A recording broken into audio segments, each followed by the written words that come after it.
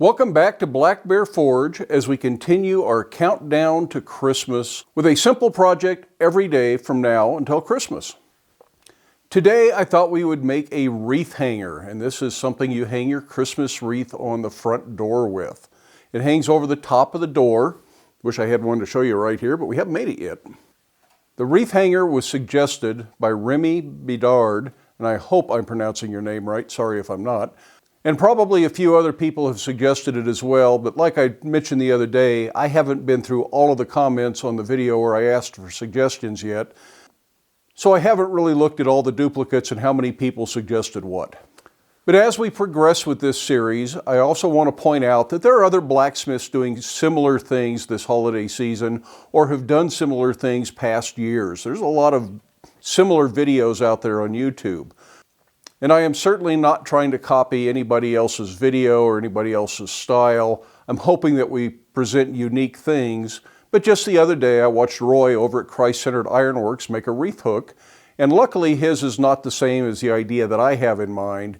But if you're looking for ideas, check out other people's videos. Go look at Roy's video on a wreath hook if you want another version of a wreath hook.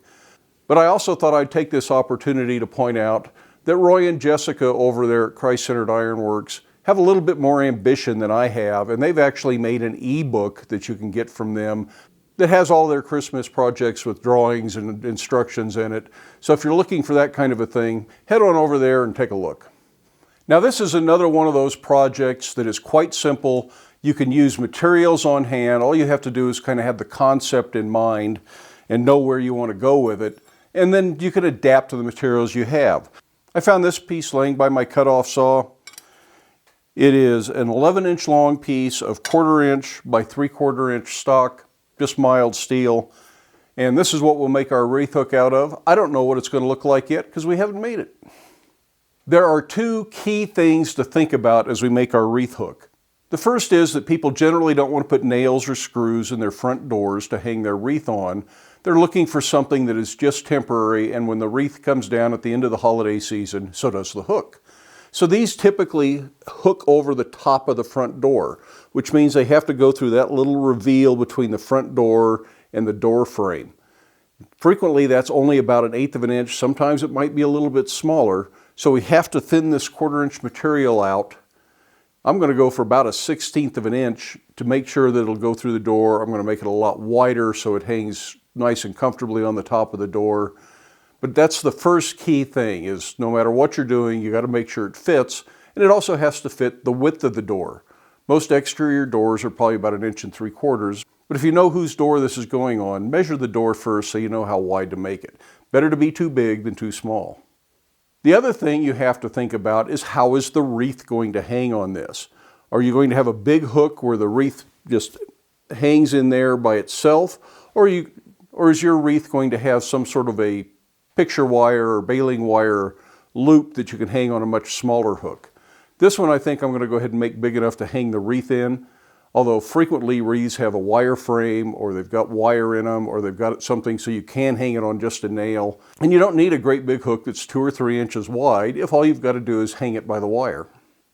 So let's go ahead and put this in the fire. I'm going to start with the end that goes over the door, and we're going to get that thinned out first and shaped first, and then we'll turn it around and do the other end. I mostly want to make this wider, but I want a smooth transition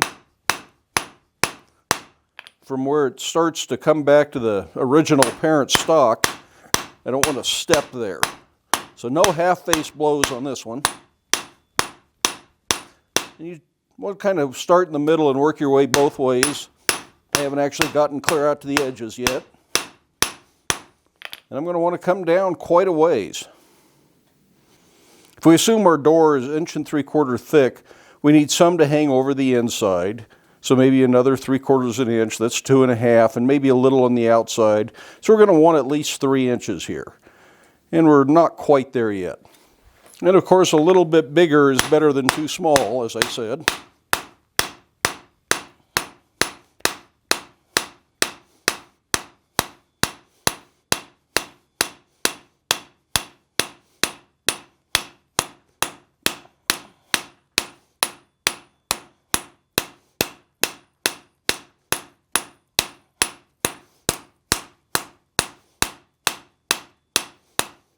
By watching the way these edges ripple, you can tell where it's thick or thin.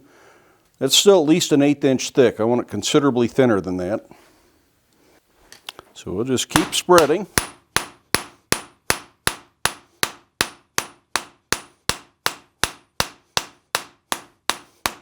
When you get close to the edge, be careful not to hit your anvil. Dings up your anvil and your hammer peen.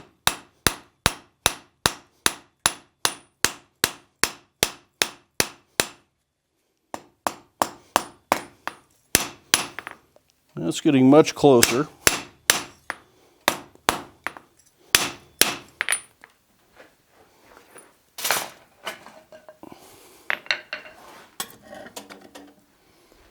I'm going to switch over to a rounding hammer to clean up this transition so it's smooth.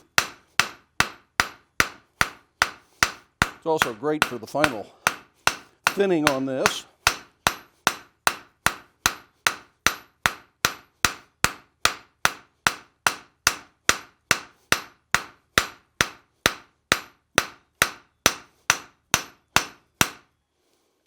That's pretty close to what I want. Cools off a lot faster as it gets thinner.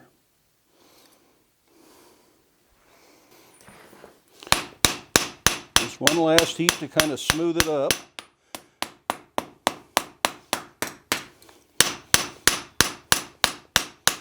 I'm pretty happy with this, but that's a little wavy on that end.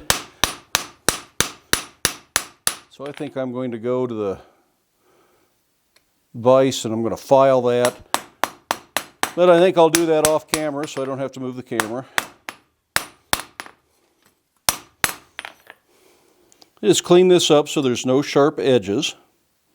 Now it's flat on this side and it kind of tapers into the full thickness here. So this is the side I'll want up against the door. So I'm going to make my marks for the bend here.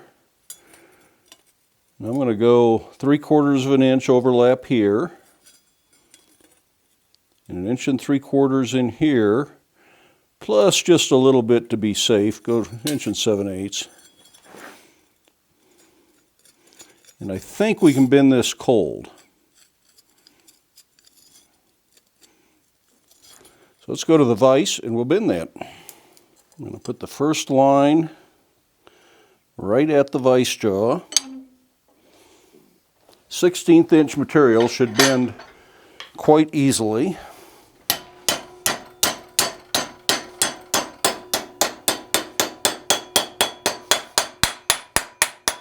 We will need to do some work at the anvil to clean that up, but this establishes our bend point very nicely. Then we'll bring this one up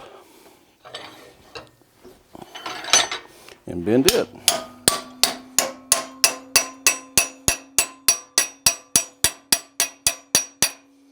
And that's the end that goes over the door. And hopefully you've got a spot on your anvil that is nice and thin so you can get in here and clean this up.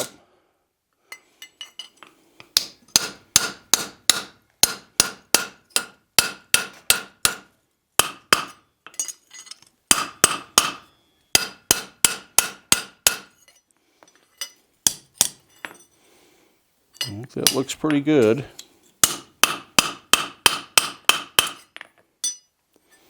That's really all we need to do to hang that over the door. Now we can concentrate on the hook end. I'm going to draw this out a little bit. Make it a little bit longer, a little thinner down here at the tail end of the hook. Put a nice taper all the way down.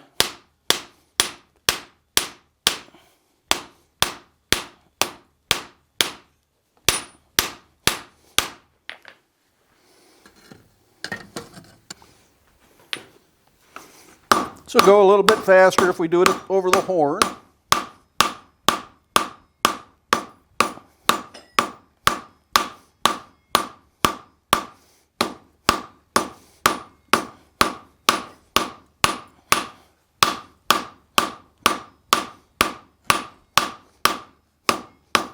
Of course, the horn is kind of a rough shaping tool, so we're going to have to clean it up a little bit on the face. That gets that nice long taper both in width and thickness that I would like. And it does it relatively quickly.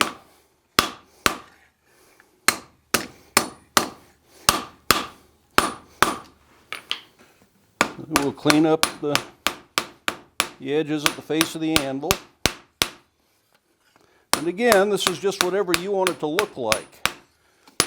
You can start with a longer piece of material and not do so much tapering.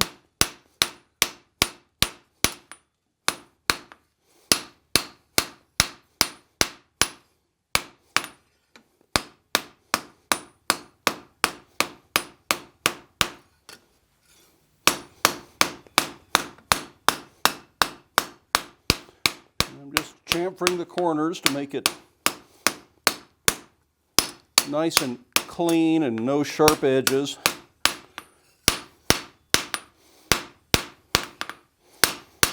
I'm going to turn this around and just kind of clean up and chamfer right up in here a little bit.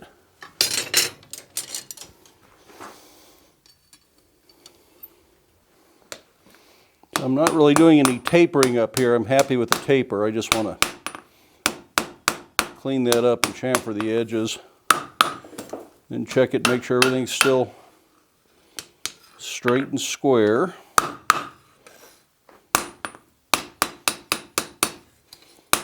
In hindsight, it might have been better to go ahead and do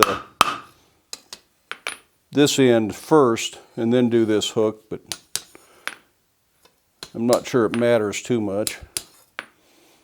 One way or the other, you're going to have to fix one end after you've done the other end. Now, just because I can, I'm going to do a little bit of chisel work in here. I'm just going to put some parallel lines. Don't go too deep.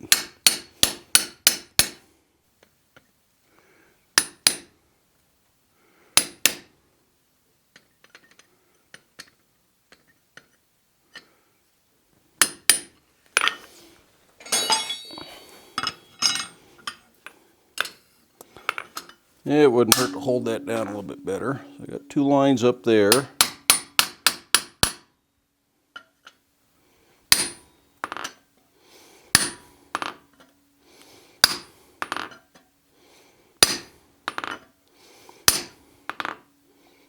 And I'll do another two parallel lines right here.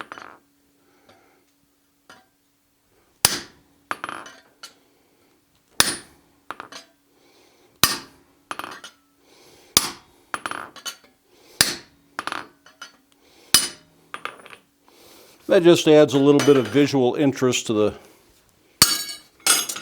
the piece.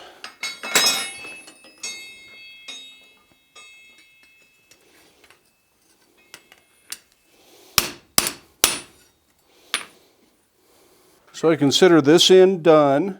Let's turn it around and do the other end. Put the big hook on it. Well, like I do with so many hooks, I'm going to start with a little curly Q on the far end. Just like that. I'm going to quench that so I don't mess it up if I accidentally hit it. Now I'm going to make this hook big enough that we can hang the wreath right in the hook. But remember, if you're going to hang from a wire, you don't need to worry about that so much.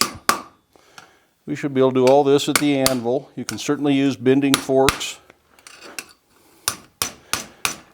or a pipe style jig if you've got one. But there's no reason not to do this at the anvil. Now my little curl is a little bit straight on the end. So just to make that look a little prettier, I'm just going to use some round nose pliers and get in there and kind of curl the end over, and I think that looks a lot better.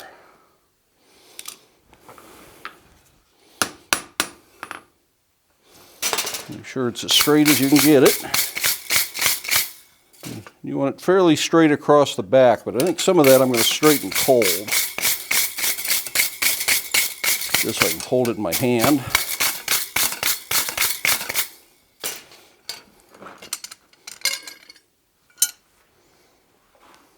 So we'll let that cool, and then I'll do that last little bit of straightening. This doesn't need too much. It's just got a little bit of a bow in the back. And you can do these little straightening chores cold pretty easily. Lets you hold it and look at it. I've also got just a little bit of a twist in it. And that's pretty simple to just put in the vise. And again, fairly lightweight material, fairly small adjustments. You can do a lot of this stuff cold.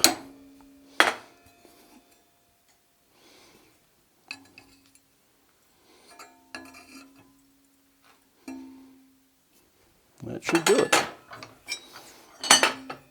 Now I'll go ahead and reheat that and wax it. Well, here's another simple hook project that should hang on your front door to hang your Christmas wreath on. Make sure you know how thick your front door is so you can make this fit appropriately. A little bit bigger is better than too small. Wouldn't hurt to put a little bit of felt on here so that you don't scratch your front door in use. Then also make sure that the total thickness, felt and iron, fits in the reveal at the top of the front door. This doesn't do you any good if it doesn't fit. As far as the length goes, that is entirely up to you. Where do you want your wreath to hang? Are you actually hanging it by the wreath, or are you going to have a wire? If it's a wire, you don't need this big a hook. But again, all of this is adjustable. This was just the piece of material I pulled out of the scrap pile, and I decided I was going to make a wreath hook out of it, and this is what I came up with. Hope you enjoyed the video. Give it a thumbs up if you did. Love it if you hit that subscribe button. I hope you're looking forward to the upcoming holiday season and have lots of fun blacksmithing projects on your list so that you can get out in your shop and you can make something. But remember, always use your safety gargoyles. We'll see you for the next one.